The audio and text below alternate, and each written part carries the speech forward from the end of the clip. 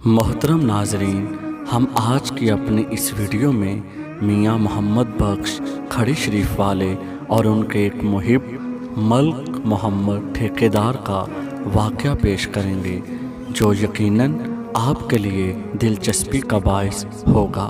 محترم ناظرین، میاں محمد بخش کا شمار پنجابی کے صوفی شاعروں میں ہوتا ہے۔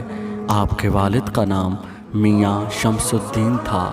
آپ کی سن ولادت کے بارے میں مختلف آراء موجود ہیں۔ مستند روایات کے مطابق آپ کا سن پیدائش سن 1279 ہجری ہے۔ ایک دفعہ کا ذکر ہے، ملک محمد ٹھیکیدار لاہور میں کتاب تحفہ میراں شیریں فرہاد مصنف میاں محمد بخش کی طباعت کے لیے 4 ماہ تک لاہور میں مقیم رہے۔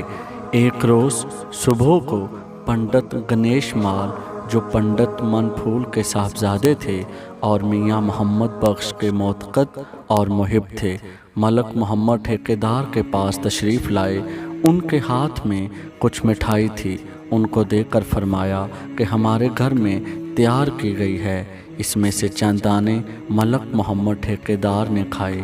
اس پر پنڈت گنیش مال اس کی طرف دیکھ کر مسکرائے، کیونکہ ان سے بے حد بے تکلفی اور مزاح رہتا تھا۔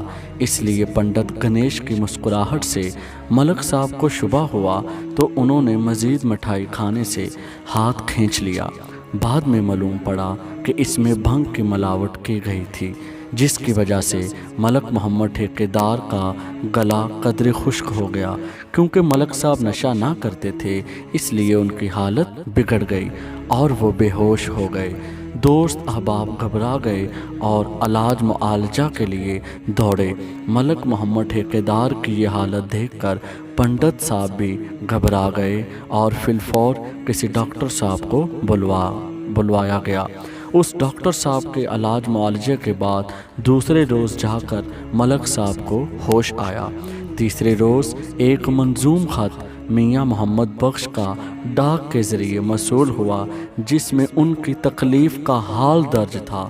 خط اس روز لکھا تھا جس روز ملک صاحب بے ہوش ہو گئے تھے۔ یہ خط ملک محمد ٹھیکیدار کو بحالت صحت ملا۔ جب دوستوں نے اس خط کو پڑھا تو ان کے دل میں حضرت میاں محمد بخش کی کشف اور باطنی قوت کا اندازہ ہو گیا۔ محترم ناظرین، یہ شان ہوتی ہے اولیاء اللہ کی۔ تو دوستو، کیسی رہی ہماری آج کی یہ ویڈیو؟